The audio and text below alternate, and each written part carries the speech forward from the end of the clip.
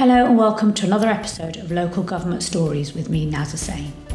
For this third series, I wanted to take a wider lens to bring you a different set of perspectives from those individuals and organisations that make up our wider ecosystem. And my guest this week does just that. She leads an organisation called London Councils, which represents the 32 boroughs and the City of London, providing an interface to both central government and the Mayor of London. And as you will hear, there's so much more than that.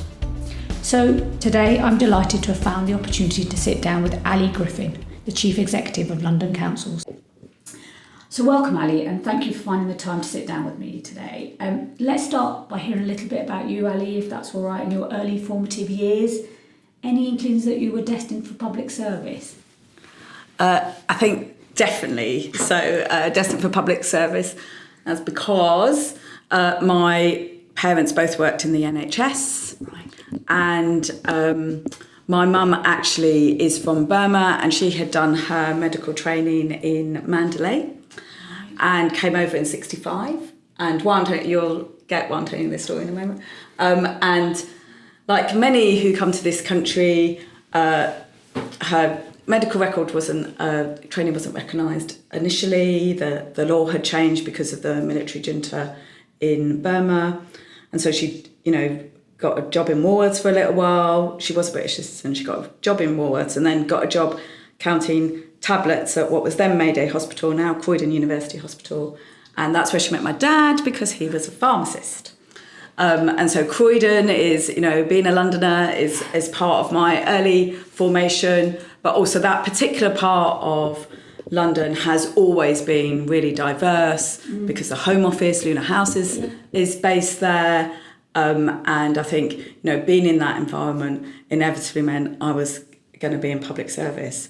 But probably as a teenager, I became pretty clear everyone wanted me to be a doctor. This is what happens I went to a girls' school, bit of that. Yeah. Culturally as well, and they all just thought, well, her mum's a doctor, so she'll be a doctor. And I'm good at science. Oh, I was good at science. We couldn't claim to be that anymore. But I was pretty clear I didn't really want to do that. And so I explored a bit about when I was looking at careers around maybe the civil service.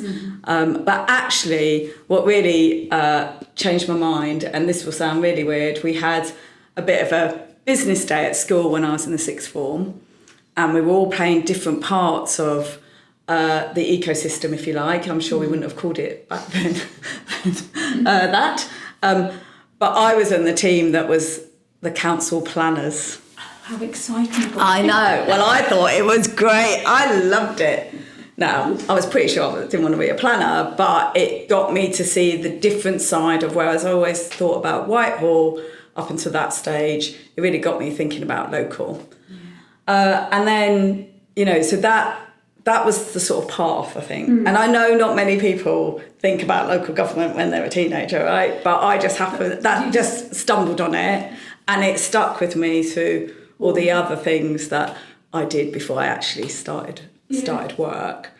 And when I was thinking about this today, I think one of the other things I wanted to say about my childhood that I definitely shared at Southend and some other councils I've worked at is, and it feels really pertinent at the moment, is that one of my earliest childhood memories was during the 70s.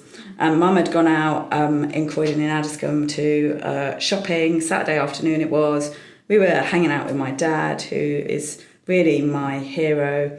And for some reason, she hadn't really come back. And we were really anxious. And I remember the feeling of being really anxious with my brother and sister as well, who are younger than me. And she eventually did come back, and we all ran into the door, and it was all great. And then what had happened was there had been a National Front march along, our local high street, and she was scared. Yeah. And so she stayed inside whichever shop it was and waited until it was over. And I think we hadn't really, because we're Catholic, we went to schools that everyone was mixed, in my growing up, only one girl in my primary school class had 2 English parents. Right. Everyone else was, 70s. this is in the 70s, so everyone was either Irish, Spanish, Asian, black, whatever. Yeah. It was a really mixed environment that we were used to living in, grew up in, didn't even think about the fact that you've got dual heritage is an issue. Yeah. And then it became really stark. Yeah.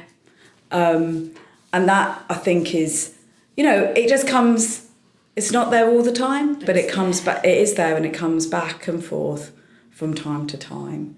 And sometimes in London, when we live in such a brilliant, diverse city, we can forget how fragile that sense of community and belonging can feel. Absolutely. And we know that recent events within London as well has meant a lot of that has come back for people of my generation, our parents' generation, but also, younger people today experiencing it for the first time. And I think that's really, we all bring our lived experience to work. Absolutely. And that's part of mine. Yeah, and Ali, I was going to pick up on this in terms of the community cohesion piece later in our interview, but it feels pertinent now given what you've just shared with us. Is you and I were both on a call a couple of weeks ago, which was with the Home Office LMA CLG with chief execs, and it was around hotels and it was around flags. And what was really clear to me is that we know that this is, London is, as you said, truly global, diverse, 300 languages, 50 million inhabitants. So we bring so much of that, adds to the value of what London is and what our economy has to offer, and of course underpins public services. But just being in that call and hearing of those troubling events, London can be sometimes it is a national focal point. Yeah. And what was really clear to me in that conversation was that there is the need for us, a local government, to think about how we support our communities to what sadly are continuing to be more regular events. It's events, it's flags today, it might be something tomorrow. Yeah. What are you as London councils doing to support those diverse 32, 33 organisations?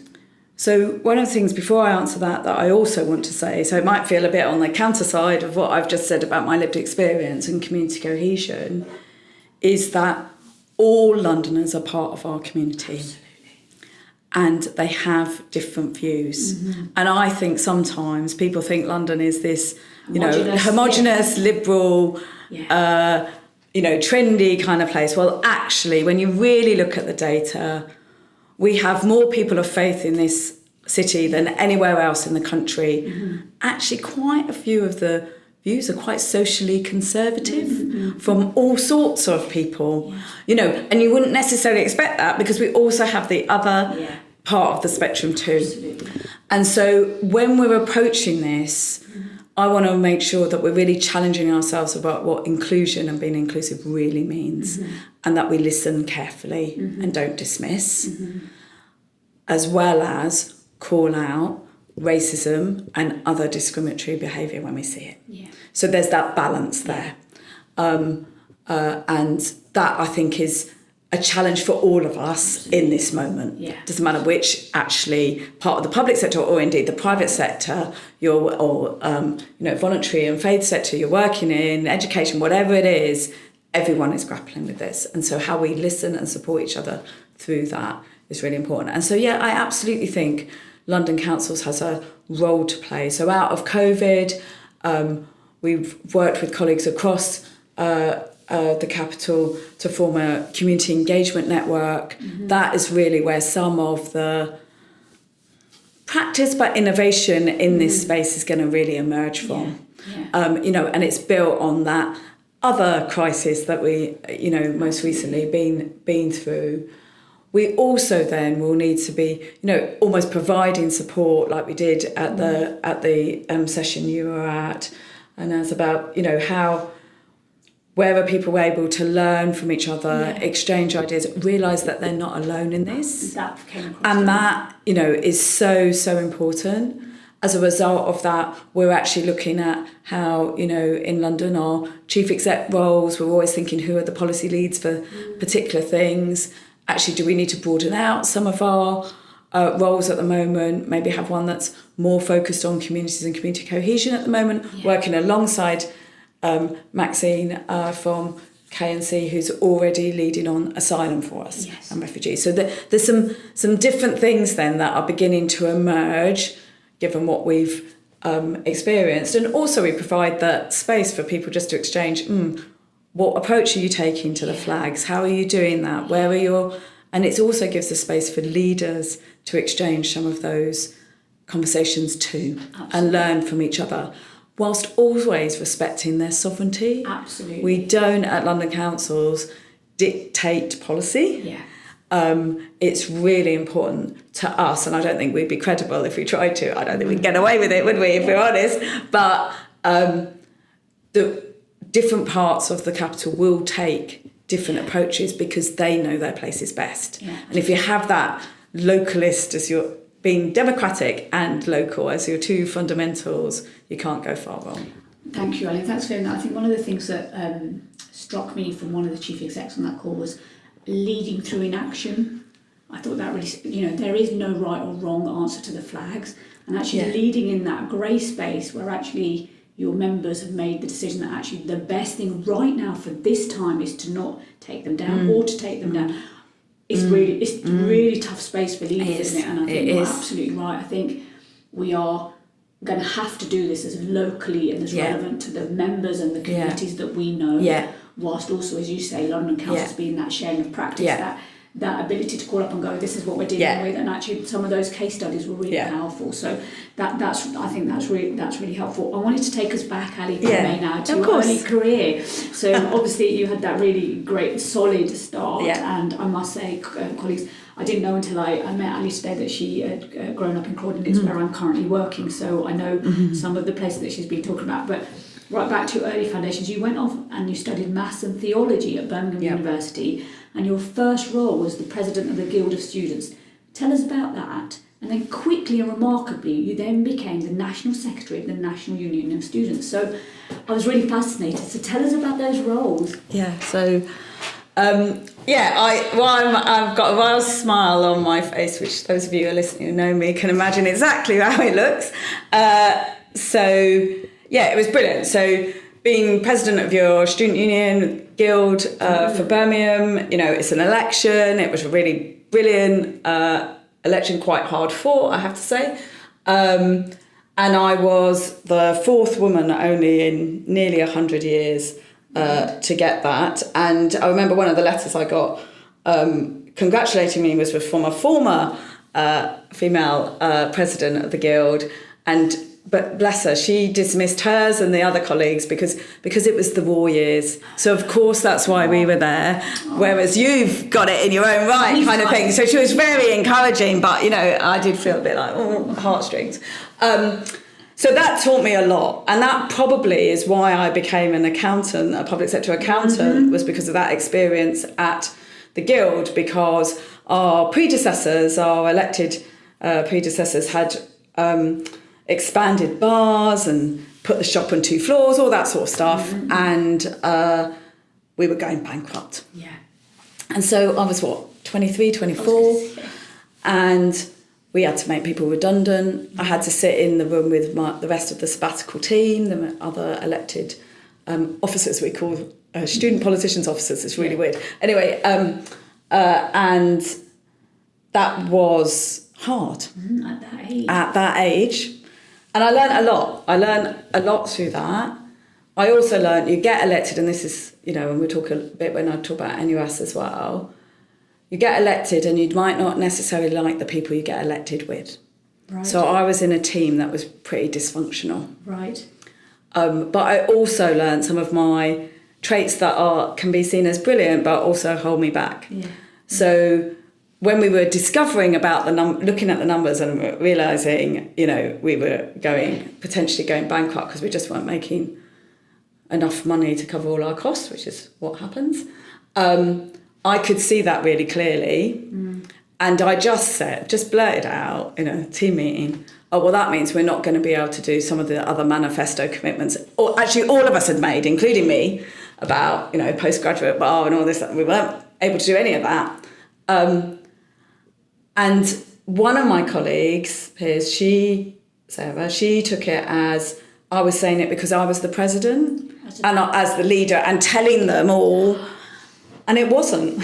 It was because I just looked at the numbers and went, like, that's it, we're stuffed, you know. And so that taught me a bit about how do you take people with, and I would struggle with this all the time because I will look at it and I'll race ahead because I can go 10 steps ahead and realise that not the rest of them might be in the same space. So I learned that too. Yeah. So not only about how you have to make people redundant, and I suppose that's why I said it made me become a public sector accountant really is, you know, I think we had some really good policies and so did the rest of the team, but we couldn't do any of them because we didn't have the money. Yeah. Yeah. So learning that in your early 20s is really helpful. It's perfect for where you've landed. And then anyway, so I kind of got the bug really, you know, and being on that national stage at that time in the run-up to the 97 election was very exciting and rewarding. But, you know, two sort of policy things stand out.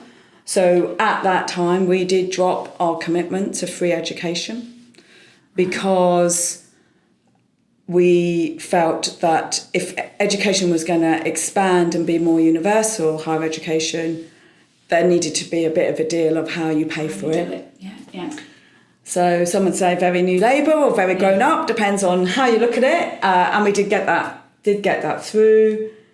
The other thing, though, and probably most importantly when I was thinking about this conversation today, is the 1994 Education Act was really to try and reduce the power of student unions because, you know, at that time they were very, very active and could be influential in who registered to vote and all that sort of stuff. And the Act had passed and it was fine. You could opt out of student union, but you were a member automatically and then you could opt out. The Act did not apply in Northern Ireland. And the then outgoing Conservative government did want it to, the Northern Ireland Secretary at the time was trying to make it apply. And where that could have ended up in is that could have ended up in sectarian student unions. Because one side would have been able to opt out, right, and set up their own. Yes. That would have been you could do that in England, but no one was doing that because it wasn't, that could have been a scenario. And I had responsibility for Northern Ireland as National Secretary of NUS. And so we worked with civil servants to try and slow all that down. Mm-hmm. So hoping that the election would then give a different result and that part of the Act would not be applied to Northern Ireland because of the potential ramifications. And that it did happen. We were able to slow it down. It didn't, lobby really hard that the potential consequences could have set Northern Ireland back a significant way. And that, and learning that, I was going to say, at that age, it's big stuff. It's big stuff. Yeah. I also learned, a number of the people I know from then, have gone on to be in cabinet, in parliament. Mm-hmm. I bump into them, on the London scene. I learned to work with politicians during that time. Yeah. I was really clear I didn't want to be one long term. I always wanted to come to the officer side. Yeah. I think that suits my skill set best. But it, that's where I learnt my craft. Yeah, and there's not many people at that young age to cut their teeth on making constitutional changes and changing to kind of employment practices and that heavy lifting with the trade unions. I mean, that's huge in your 20s. And then, after doing all of that great stuff, you then took a bit of a pivot and went to PwC for 6 years. Quite a shift. Can you tell us what was your thinking, Ali, from kind of doing this work that you were doing? Yeah. Clearly you were really successful at to go, I'm going to go and become an accountant. Yeah, so part of why I wanted to be an accountant was because this thing about if you don't have the money, you can't do the policies you want to do, right? Yeah. Or serve in the way you want to serve. Yeah. So that is the reason for the accounting. Mm-hmm. And then the reason for Pricewaterhouse it was, and then I witnessed the merger within the 12 months of being there. So like a global merger, really interesting to be an observer of that, to become PricewaterhouseCoopers, was I worked for the government practice. And so I got to see every element of public sector in my training. So whilst my heart was always local government, the choice was, I could have gone and got a SIPFA graduate contract probably in a council, or actually I could get the same SIPFA qualification but learn, and hopefully we didn't really touch on the maths and theology, but my brain works in such a way that I do like to stretch it in different ways. I'm curious, and so that just felt like a better place. Though, at one point through the recruitment process, a very senior recruitment partner was like, "Are you sure you shouldn't be a social worker?" And I was like, "Oh my God, I would be the worst social worker in the world, because I can be very gullible, right?" So, and my, emotionally, I just would not be able to. They do a brilliant job. I would not be able to do it. I really take my hat off to them. But that was just because, you're coming from NUS and all that stuff. So then they sent me off for a day at Barnet. Right. To go out with the public sector team to make sure you really and of course the government team were like, "Of course you're going to fit. There's no problem here." So it did feel like the right fit for me, and I learned a lot through that, and it really has then helped me in my more senior roles because I've got a bit of a feel for how the NHS works, how universities worked. English Heritage was one of my clients, so and then I did loads, Brent and others were my main local, so I specialised in local government. I did the local government part of SIPFA, that was always my go-to, but I did get that great foundation, and you get to see how, a really major private sector operator works, and that's helpful too. Very helpful. Well, very helpful. So you obviously qualified, and then you made the move proper, as in over to the sector, and you did various policy and project roles. And then you moved on to a substantive, more senior role at London Borough of Camden, where you held a number of roles and stayed for a number of years. Tell us about your time at Camden, and that then being embedded in one council and what that was like. So, I did a little short bit at Brexley before I went to Camden, and then, so Camden is an amazing borough. People know that, and you get amazing politicians to work with, amazing businesses, and voluntary sector's really strong. It was then 22 higher education institutes. Goodness knows how many there are now. So that level of diversity, strength, asset in the place, as well as a council that enables you to try things. Sometimes, we used to laugh about, are there too many, policy stroke clever people in this council that you can never get to an agreement, because you're still always debating and trying to learn about different ways of doing things. So it was brilliant for me. And also what I learned on that, and this is what I share often in inductions and stuff when I do it with staff, is whilst I'd spent 10 years at Camden, and yes, I did end up being, a chief officer, both doing communities as well as Deputy Director of Finance and Deputy Section 151, I did quite a lot of sideways moves while I was there, and it enabled me to do that. And I felt why I wanted to do that was I wanted to learn more and more be broad about the services, about corporate services, not just about the money and the finance.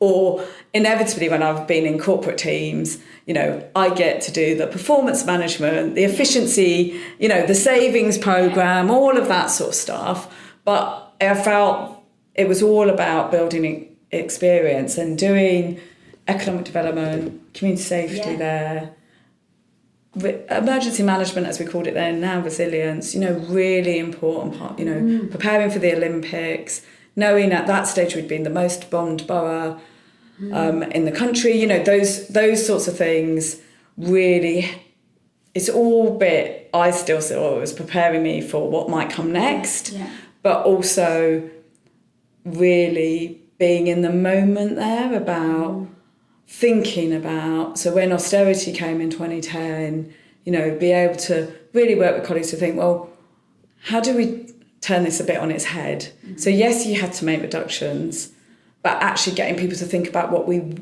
still had. What is how would we use the money we have still got well, rather than being obsessed with what we won't have. And I still think my biggest kind of regret sometimes about the sector overall is that we're still too focused on the deficit. Yeah, that narrative seems... I agree. Rather than what can we do with what we've got, and how do we need to do some things differently to do that. So that's why I'm such an advocate of thinking about the outcomes, thinking about outcomes-based budgeting, think about the assets. That doesn't mean that you don't still have to make tough decisions, absolutely. And, you know, like when I had the communities division, you know, we used to, again, reflect a bit that we reduced by a third of the staff while I was there and leading that division. But we probably had about half of the Camden Plan priorities to deliver. Yeah. Well, then we just did that with other colleagues across the council, collaborated with others outside. So it gave us actually a bit of the platform to innovate and do some things differently. And I think we did them better as a result. And I think some of that legacy, you know, is still there in the way, you know, there's still the community investment programme, that's a massive programme around regeneration.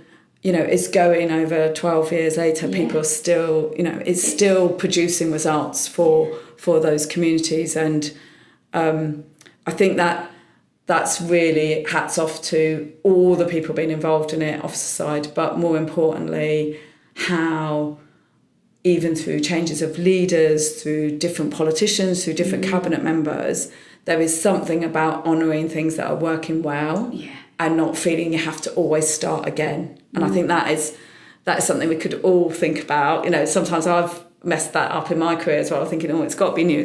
Not always. How are you building on what's gone before and honouring that, I think, is something I've learned much later in my career, maybe too late, but, you know, to think about that more carefully when you move to a new thing. And it sounds like, I always say to kind of, and you know, younger people earlier in their career, like as you've talked about, just your ability to work across and move, you know, take sideways moves is where you get that breadth and depth, which is what you need as you get senior leadership. And it's and I think too often people see it as this kind of hierarchical, I must be this, and actually that's not, and that's certainly something that I've done. And you just end up being a more rounded, more knowledgeable, because we are huge. What we do is complicated, and we are big organisations delivering a lot. And I think my advice is always, you know, don't be in a rush. Learn more, learn deeper, and I always think that's really important. So after that fantastic time at Camden, you then went back to Bexley and became their director of finance, or the 151. So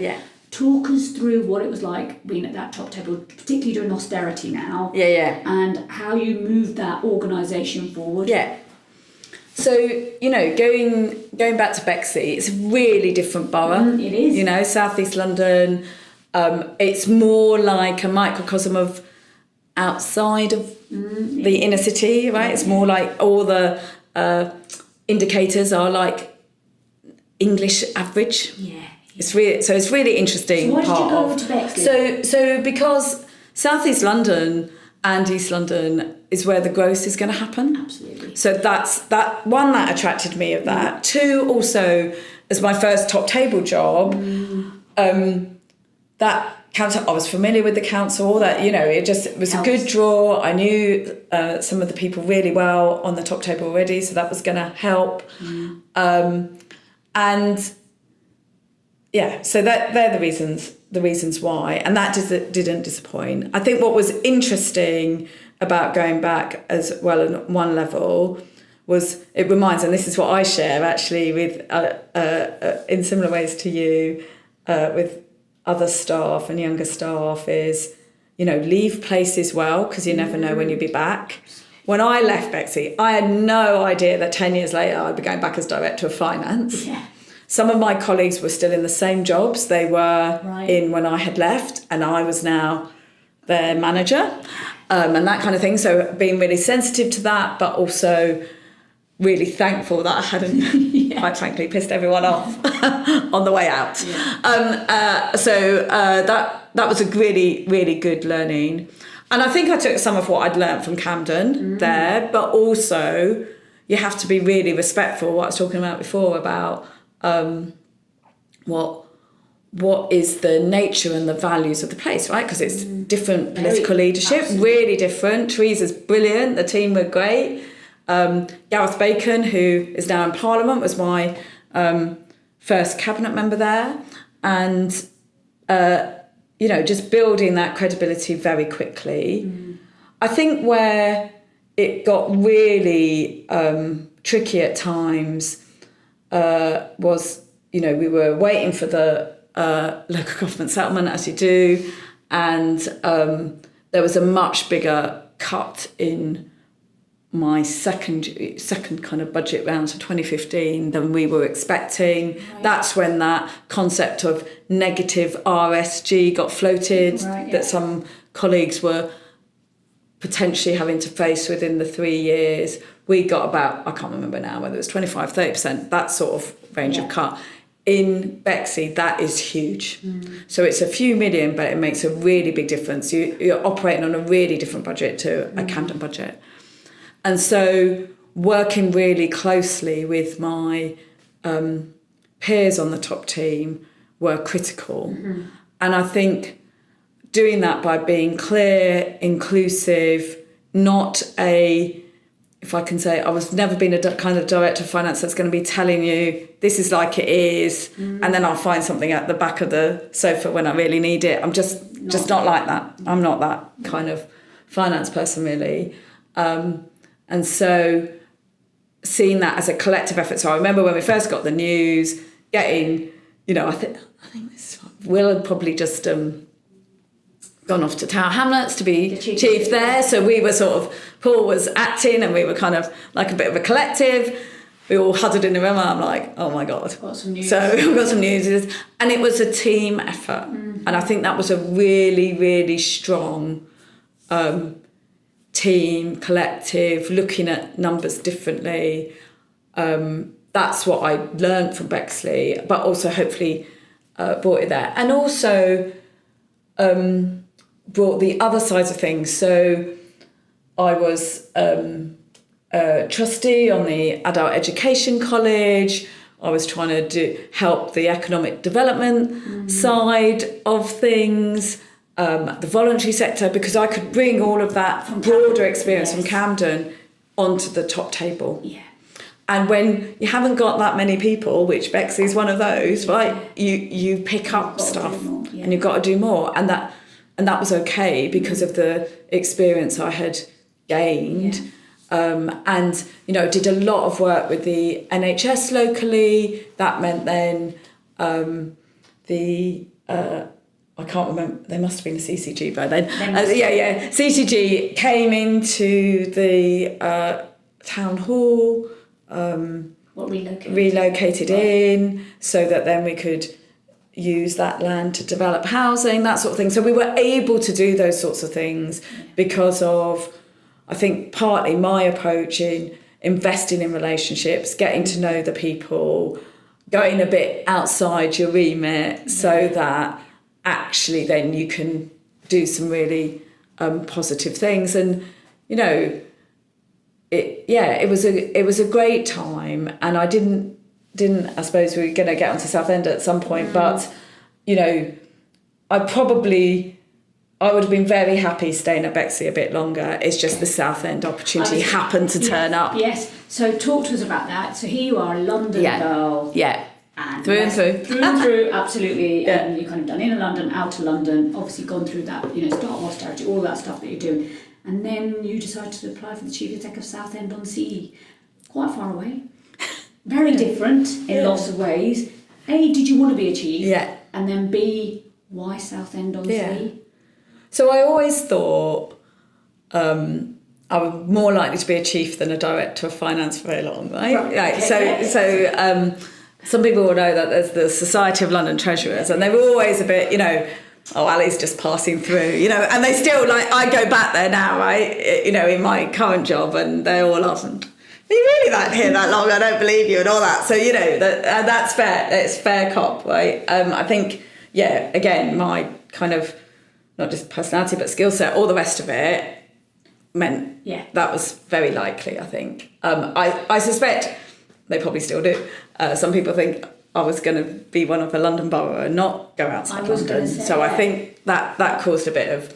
But what I wanted to do was, being in Bexley is a pro-leave, voted leave borough. I realised I was learning more there about, different perspectives and different ways of approaching problems. And I did just want a bit of outside London perspective. And I think it's really because people listening to this are going to say Southend isn't that far from London, right? Okay.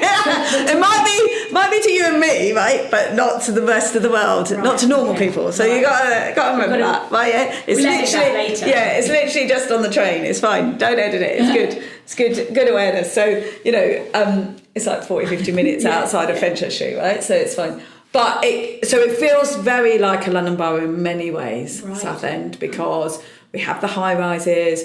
It's very densely populated part of Essex. It is urban. Quite a lot of the people who live there are Londoners anyway, who've just moved out or commute. But they've moved out to Southend.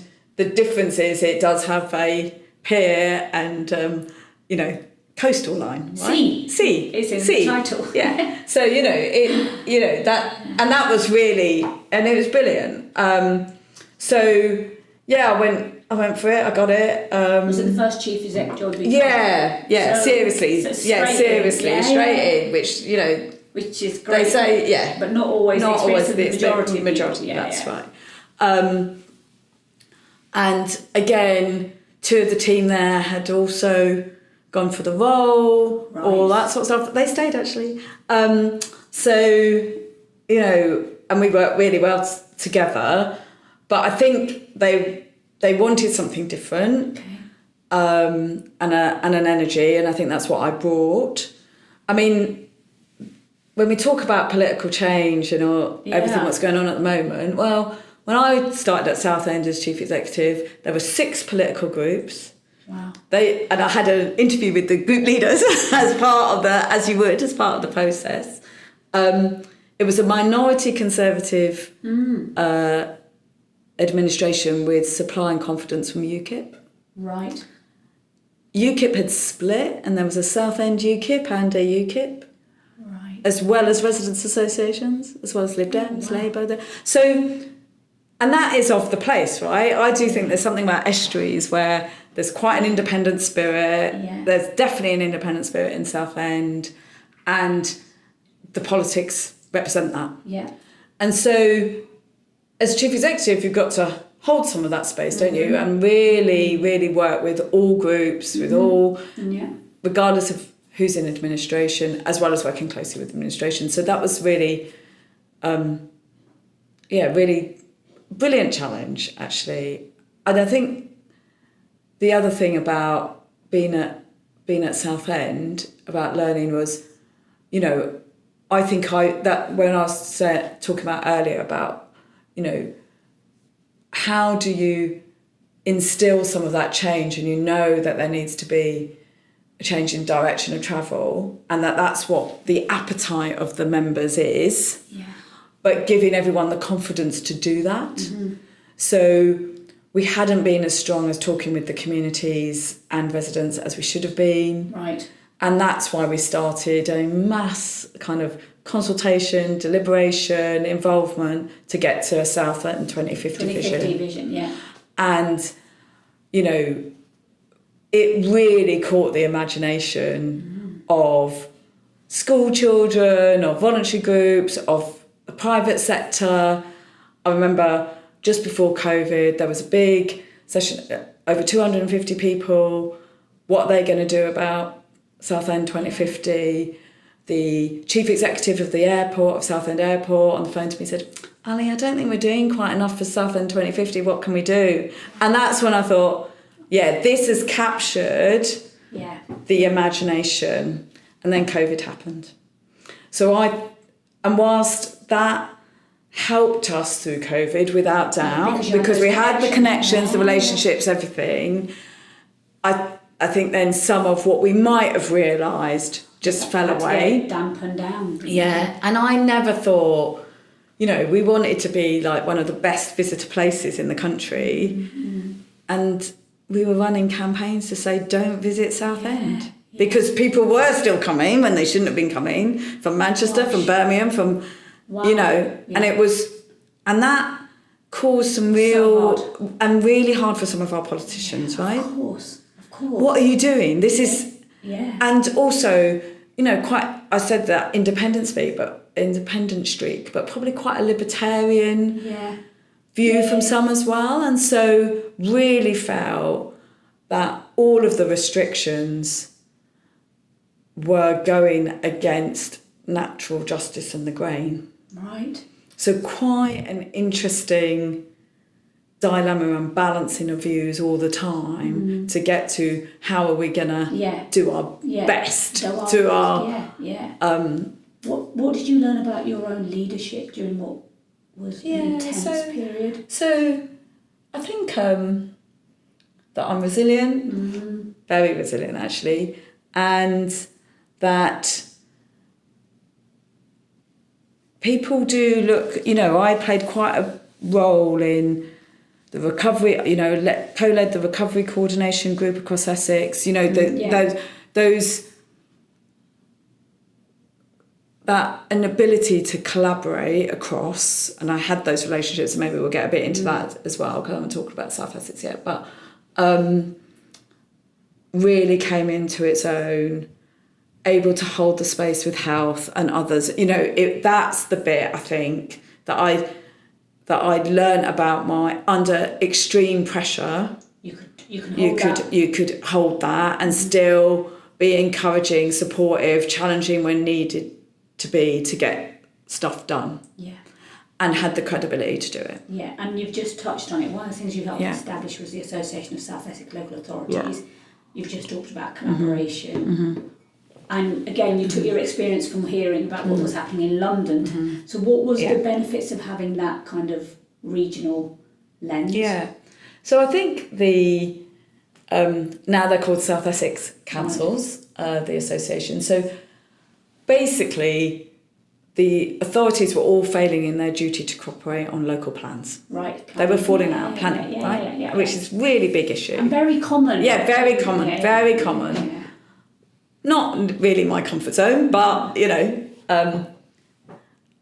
but important, and really important for growth and for housing, because we certainly weren't meeting our housing targets then. And what we did collectively, the 2 unitaries, the county, and the 4 districts came together, and the leaders and the chiefs met every week on a Thursday morning for 12 weeks. Wow. And that's a big time commitment and intense. But we had how are we going to cooperate better? Yeah. What kind of growth do we really want in this area? How do we benefit from being next to a global city but not in it? Yes. All of those kind of questions. Where's the future for our young people? What about sustainability? How are we using the Thames better? All those kind of questions. We were exploring with each other. And it facilitated really well. And that was important to come up with, actually, this is the purpose. It was growth, good growth. It was thinking about housing more carefully, about where it needed to go. It was thinking about how can we, use some green belt, but open up the green space. It became really clear that a lot of the green spaces in our part of the county just weren't open to the public. It's not as accessible as it could be. So there's, there will always be, I think, some thoughts about, as you open up the water, so blue, how do you open up the green, along the estuary. So that's where South Essex, the association, came from. We learned from some of the sub-regional partnership arrangements here in London. I'd been there at the start of Central London Forward, so could bring some of that into the room. One of our other colleagues had been in London as part of Tri-Borough, so could bring some of that into the room. But it wasn't easy because we vote in thirds there, right? So leaders changed all the time, but we managed to stick together through all of that. What we missed and what I learned from it was we were having all these lovely conversations, but not everyone was necessarily then talking to their groups back at the ranch. Right. And so when it went public and we were trying to set it up officially, there was noise. Really bad noise. What about Nolan principles? Just people felt they had been left out. And so I really learned that about taking it for granted that kind of closing of loops would be happening. Yeah, and don't assume it. Yeah. But don't assume it. Yeah. Don't assume it. And that's really important in this role. So that was helpful learning. It was pretty tricky, but we got there. And they still, they've gone to strength to strength, and I think some of that will help them as they move into Devo and LGR. They've got a platform and relationships to be able to do that. Because that's what it's all about. So I'm going to move us on to London councils. No, not at all. It's all really, really important stuff. So after 4 years of doing stuff in Essex, you move back to London and you take the role of the Chief Exec of London Councils. Now, you could have gone for another Chief Exec job in London or Essex, but tell us why the Chief Exec of London Councils, and then tell us, for our audience, who are London Councils? What would you do, Ali? I still ask myself that question, what do I do? So why London Councils? So this is going to sound a really spooky story, but I was with one of my neighbours. So when I was in Southend, I kept my Greenwich place too. Right. So because one thing I didn't say about Southend, and I think this is true for many chief executives in those smaller cities or towns, it can be very intense because people know who you are. In a way that in London you're invisible. You're not invisible, that's unkind, but you're not, you can be anonymous. Whereas in Southend I could not be, if I was out for a run or whatever, I would get stopped, and fine, that was just part of it, but not something I'm naturally comfortable with. And so I did keep my Greenwich place, and so from time to time I'd come back and, see family, see friends, all the rest of it. And I was walking around Blackheath and Greenwich, where I live now, with one of my friends, and she was saying, well, what would you want to do next? And I'm like, well, I don't think it's quite next yet, but I really want to go to a job where it's councils working together because of what I had been doing at South Essex, right? And she was like, oh yeah, but there can't be that many jobs like that. And I'm like, well, there aren't really, but let's just see. And then just sort of forgot. And then the very next day, the headhunter rang me and said, have you thought about London councils?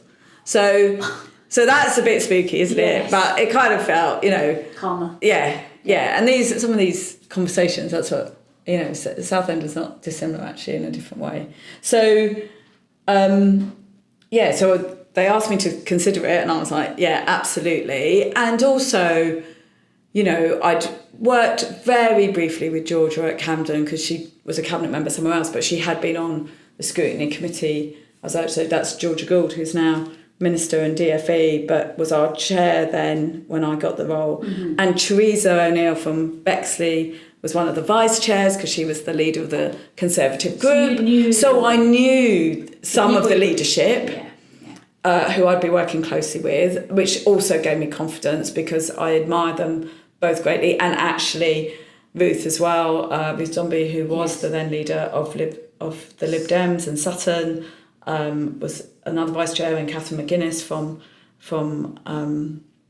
the city was four women, and Darren Rodwell was George's deputy. So he was just like, I don't need to say anything, they all do it. So it was, brilliant. So that is really why I came, is, well, two reasons. One, it was that opportunity of working for an organisation that is about encouraging councils to work together and others, so that collaboration. But also it was at a time of we thought it was recovery from COVID. The Omicron was still to come and bite us, but being part of the recovery story for my home city felt really important and a really good opportunity. Yeah. So it was those two reasons why I came. And what is London Council? So I know people probably just think we're a special interest group, but actually that's not the case for London Council. So yes, we're 3 joint committees under statute, so we use all the same rules as a council would use in terms of our governance.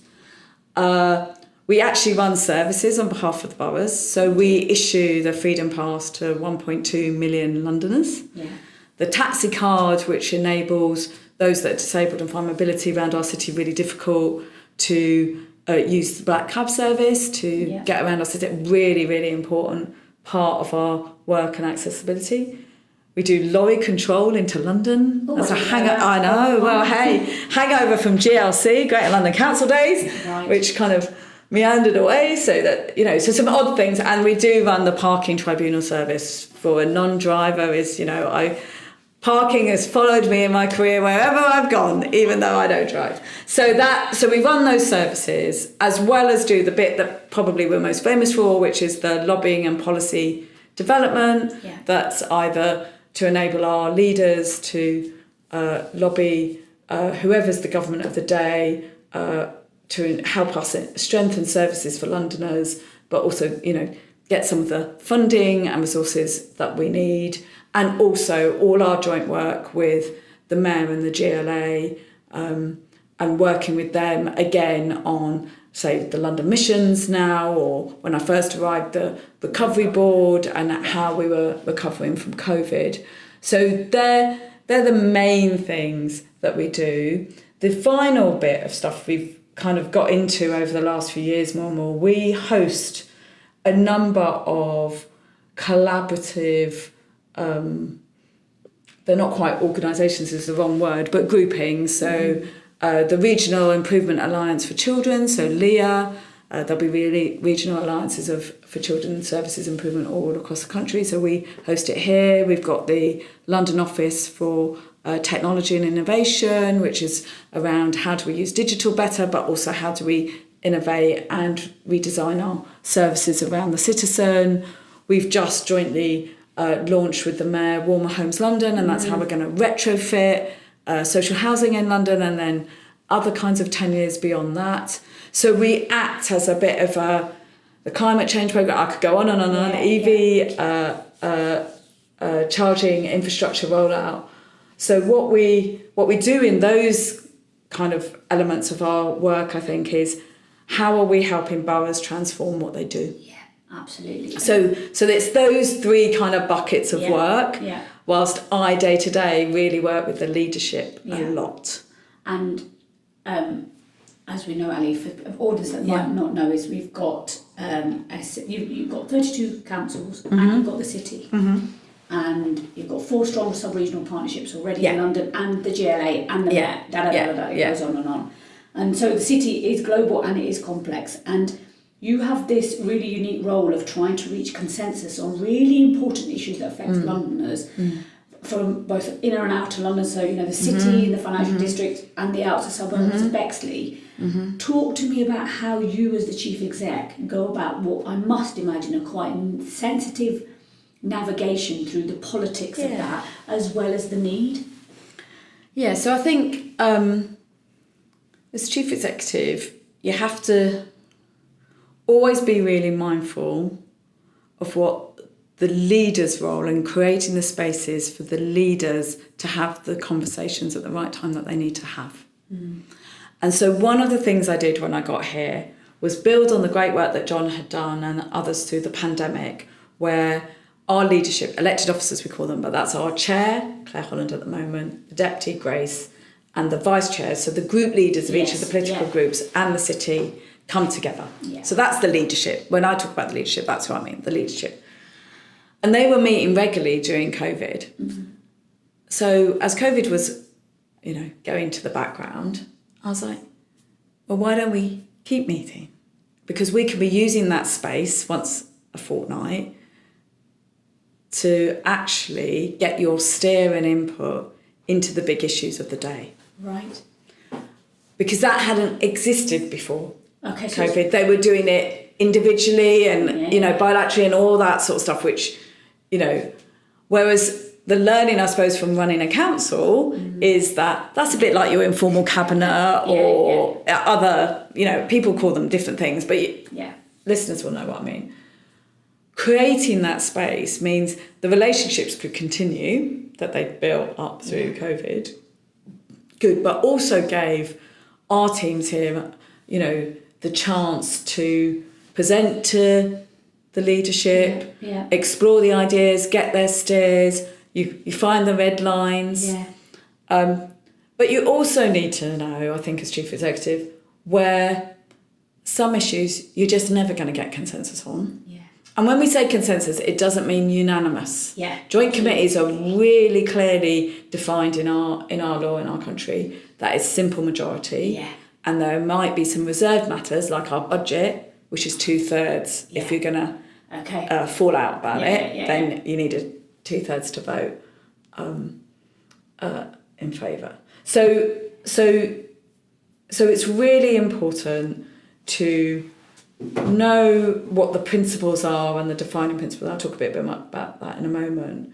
But also when to step back, because there isn't going to be consensus on a cross-party basis, like ULEZ. So that is for sovereign boroughs then to deal with. So Ali, obviously in your role, sometimes members won't agree to everything. So how do you go about managing that need to build a consensus around the big issues, but knowing when to not pick your fights, but when actually there are some red lines? So it can become really clear really quickly where there are going to be red lines that will mean we won't get cross-party consensus. ULEZ is a really good example of that. And then you just zone. And then you just take a step back and each borough does their own thing. and that's how it should be. And that is always your primary, kind of defining factor, I think, in this kind of situation. Then where I think we get to is we try and produce really credible evidence and analysis that then leads to some recommendations. Right. And we test them. We have 3 political advisors here at the moment, 1 for each group. We test it with them. First, they do a tremendous job. They're really connected into the policy and comms teams here. And then they will test it with their groups. Right. So a bit like you would do in a council, but you tend to do it with the administration group first, don't you? Whereas this tends to happen a bit simultaneously. So you're getting a bit of a temperature. We also have something called our shared ambitions. And so it's a bit like the corporate plan you'd have at a council. They are the policy areas and the priorities that the groups have come together to say, this is what we want you to work on. And every 6 months we give them a roadmap of the activities we're going to be doing, report back in the same way as you would in the council. So we use some of those very familiar tools that the leaders will be used to seeing back at the ranch here too. So we have something to hook our work onto. And then say something like fair funding, where there are absolutely some that are benefiting from the current model out to consultation. The majority aren't in London, as people know, benefiting from that. But where are our bottom lines? So we always said, whatever, we've been waiting for fair funding review for many, many years. Absolutely. So we've had task and finish groups on it that bring officers and politicians together to work through some of the principles. We always had a principle we think our starting point is no council should be worse off. Then that absolutely deprivation should include housing costs. As we record this, that just happened yesterday. The IMD has indeed been updated to include housing costs, which is really important because, a child in poverty, doesn't matter where that child is, they're in poverty, and we have to be able to support them well as councils. So that's the way we do that. I have no doubt that the political advisors do a bit of horse trading in the background that sometimes we don't need to see. But it's that regular communication, having really credible evidence. And I have to say the policy teams here are brilliant. I mean, I say teams, there's a few of them. We don't have a policy expert on every area. We just can't afford to do that. So people have to double up, triple up, learn new things. That's what everyone does in councils. We try and operate the same. So, and I think it's about being open and creating the spaces so that often leaders of councils, I find anyway, they've got more in common with each other than sometimes they do with their groups. Yeah. Because they've got all of that pressure of trying to be the leader of a borough, a local authority, and we know that is really tough. Yeah. And when they come together, it's a bit of a breather. It's collectively looking at what we want for London. Yeah. Now, Ali, one of the things, and you've already talked about it, is one of the acute pressures we have in our global city is housing, be that in terms of supply, quality, and of course, your recent research has said that as London councils, we spend £5.5 million a day on homelessness. And I think it's about one child in every classroom is living in temporary accommodation in 2025. I mean, it is staggering, both financially, but also in terms of child poverty and those people. So talk us through, and we've obviously had things like the renters bill come through and lots of things that are kind of happening, but talk us through, and you just talked about fair funding, what the impact of that is in terms of trying to move forward the economy in London and kind of jobs and, social outcomes for people. It is just a cost that is huge and an impact that is getting bigger and bigger. Yeah, so this, we could do a whole podcast on housing, right? Yeah. So let's try and keep it short if I can. So there's two things I'd say. So we have adopted a missions approach in London on a range of what we think are the key issues, housing being one of them and growth being the other, alongside health and opportunity, etc. But why I'm bringing out the health and growth together is exactly what you said, Naz, about that the importance of the economy and the importance of ensuring that Londoners can participate in the economy fully. And to do that, they need a home as well, and so it can be really interconnected. So that's why we have those two missions, and those missions aren't just council, they're GLA, other partners, developers, what we call the G15, so our biggest registered providers are represented around that table. National government is around that table. We're looking at stalled sites, we're looking at all sorts of different things to try and get supply moving, but also a number of boroughs are looking at really innovative ways of trying to obtain accommodation for homelessness in different ways that then could be more cost effective. We need to recognise that some of the issues around how the tax has changed has really made it unattractive for private landlords in the capital and beyond, actually. And so it's this interconnectedness of policy decisions and regulation decisions, as well as money, as well as where we are in the economy, that it creates this perfect storm. And I think one of our risks is that we think there's one thing we can do and then it'll all be better. Well, it's not. You've got to move on all sorts of fronts. So we've got some councils at the moment who are doing great work in the prevention space and preventing homelessness. We've got others who are taking that innovative approach I mentioned to acquiring accommodation so that we can reduce some of that £5 million a day, because who's really benefiting from that spend?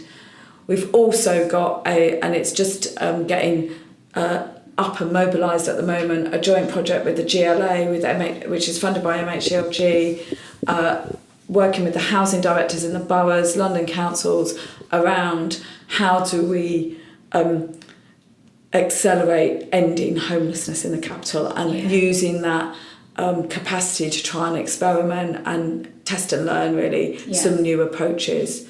It's going to take all of that and more to solve some of this. But whilst we're waiting on all of that, the reality is, I think, if fair funding turns out to be what we think it might be, there's only going to be more pressure, not just in the London system, but nationally. Because eventually, we've already started to see that percentage of families placed outside London increase. Absolutely, yeah. There's the much larger percentage actually is within the M25, but I fear it will increase that percentage of families getting placed far away from the communities they are connected to, because of the financial situation. So whilst it can feel like a London issue, I think it's a national issue. Absolutely. And I wanted to talk a little bit around devolution and governance now. We both know LGR and devolution is very much happening, with bids expected in this month. Surrey's announcement only yesterday. So there's a lot of work going on. We know that the GLA was the first one set up in 2000 and is made up of two distinct parts, the Mayor of London and the London Assembly, which is a 25-member elected body. The Devo Bill this year gave mayors more powers, and I know that your current chair, Councillor Holland, has proposed a combined model similar to that from Manchester and West Midlands, essentially asking for more seats at the table with the Mayor of London. Can you talk us through what the aim of that revision would look like and what the benefits London councils had hoped would come from anything around that, which ultimately has now been rejected in my understanding? But help us understand that.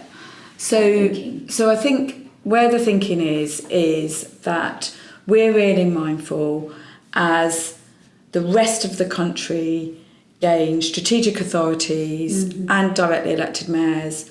All of those strategic authorities across the rest of the country will include the principal authorities as they're set out in the white paper. So actually the unitary local authorities that will form each strategic authority, a bit like the combined authorities of Manchester, West Midlands and elsewhere, West Yorkshire, etc.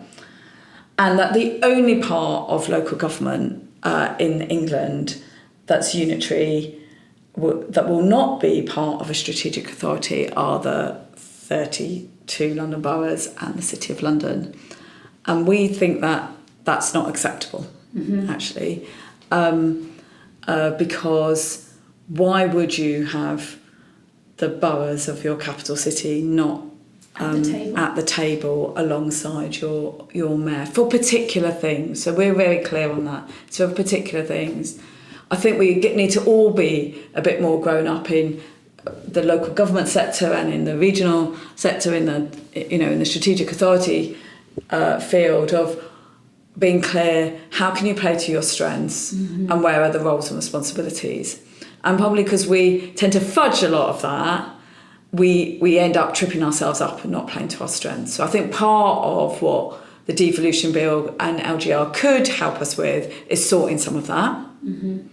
And some of that will need sorting in London. To help me understand what you mean by nudging it or fudging it, as you put it. Yeah, well, because, who's really doing strategic planning? Well, for us, it's really clear it's the mayor. So the mayor should keep doing that. That doesn't need to be, there's connection with the boroughs, but we're not, in our combined board model, we're not trying to do that. It's where there is funding or powers coming, where actually the boroughs are involved in delivery or place shaping or skills, those sorts of things, employment brokerage, that kind of stuff. That's what the boroughs do, or groupings of the boroughs do. Yeah, we do. Through our what we call sub-regional partnerships. And I think at this stage as well, it's worth remembering, sometimes when we talk about London, it's really easy to forget our scale. So it's 9 million, the NHS would say 10 million people in the capital. Each of our sub-regional partnerships are the size, if not bigger, than any of the combined authorities in the country. Yes. And we have 4 of them.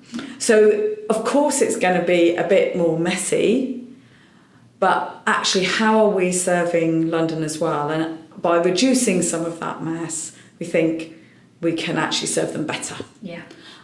Get things done quicker. Yeah. Have more shared ambition that actually is codified. So that is what we're trying to achieve through it. Yes, it's not going to be in the devolution bill for many reasons, not least because it needs to get through Parliament quickly.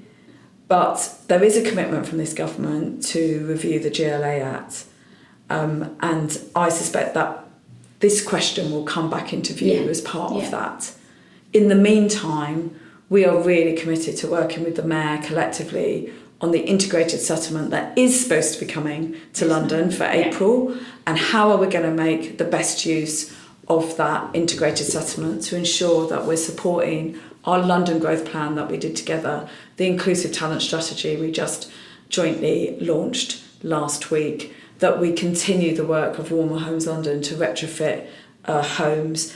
These are the big joint pieces of work we're doing, regardless of where we might be on governance, that we want the integrated settlement to support. So Ali, I'm getting towards the end of our time, but I have to ask this question. 1 billion is the shortfall we've projected this year across London councils. And over 4 years, the cumulative budget gap will be 4 billion. And the work that you've been doing also says that half of London boroughs could require Emergency Support Fund, ESF, by 2028 to avoid bankruptcy. Is there the need to look at, as we are in other parts of the country, less is more, combining London authorities? Are there just quite simply too many, given half are now moving towards that requirement for EFS? So I think the premise of the question is wrong, actually. So I actually think LGR isn't going to save as much money as people think. I think there are different reasons to do LGR personally around that simplification, clearer roles and responsibilities, and the ability to grow the economy and ensure housing is in the right place. I think that's the purpose of local government, and that's what should be driving LGR, and that could at some point apply to London too. Now we're really clear, we haven't been asked about this. You know, the minister hasn't written to all the borough leaders and said you've got to get on with it. So, but it would be ridiculous for us to ignore what's happening in the rest of the country. But I think I'd go back to what I said in the earlier question. You know, my advice to leaders, and certainly post the 26th election, this is a conversation for post-May, is actually, are our sub-regional footprints the right footprints to be aligning with health and police and really make sense for housing growth? Because given that they're the size of combined authorities anyway, how are we doing that better?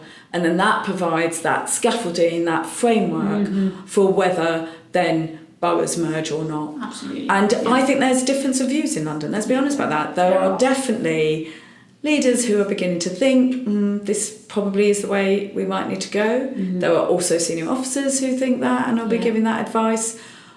But there are also those on the others that no, 32 is fine, we just need to do some things differently. So let's see where we get to on it.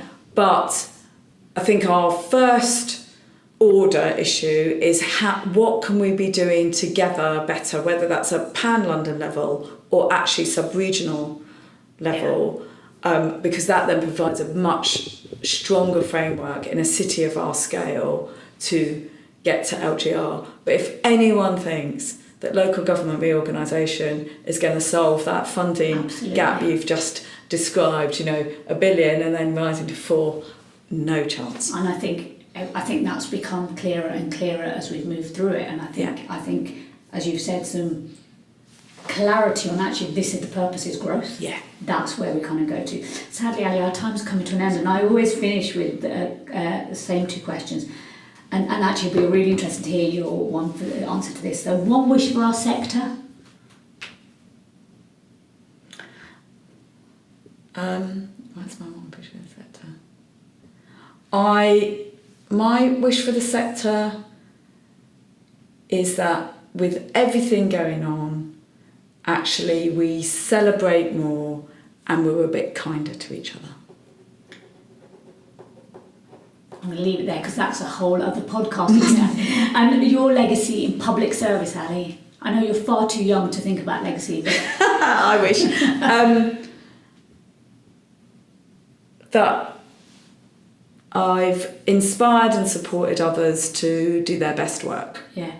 Brilliant. Thank you. Ali, thank you so much for your time today. It's been lovely to come to your new offices here and meet you, and I've learned so much about your really varied career, that kind of early student days, but what shines through to me is your passion for public service and for places, and this phenomenal role that you're doing in this great global city where You're at the forefront of lobbying with Whitehall. You're there working with all the complexities of 33 different organisations and the sets of members, and of course a future of maybe Devo, who knows, but as you rightly say, we should be looking at what the outcomes are on the ground. So thank you for your time today. Thank you, audience, for listening, and please do subscribe, and as always, give us your thoughts and feedback. So until next time, take care.